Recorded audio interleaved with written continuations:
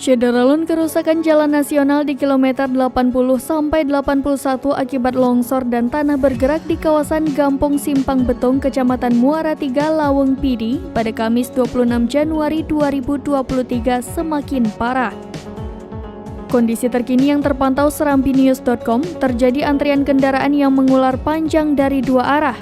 Badan jalan aspal itu terbelah di beberapa titik dengan bagian atas turun ke bawah. Penyebab badan jalan nasional itu turun ke bawah akibat struktur tanah di bagian bawah labil akibat banjir.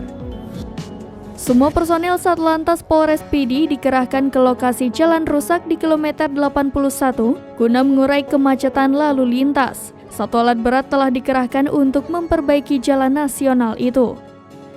Badan jalan yang bisa dilalui hanya satu jalur, sehingga bagi truk berbadan besar dan bus susah melintasi di jalan rusak tersebut. Untuk itu, pengguna jalan dari Medan dan Banda Aceh harus berhati-hati membawa kendaraan di lokasi jalan rusak di kawasan Laweng Pidi.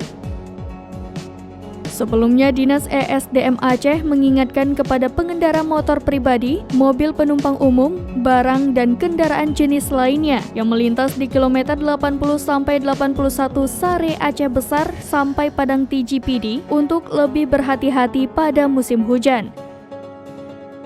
Berdasarkan hasil peninjauan, penyelidikan, dan pengamatan serta analisa geologi di lintasan Badan Jalan Nasional kilometer 80-81 itu ada 6 lokasi titik longsor. Lapisan tanah yang longsor adalah jenis tanah satuan TAF yang berumur kuarter bersumber dari formasi Gunung Api Lam Tebak Aceh Besar.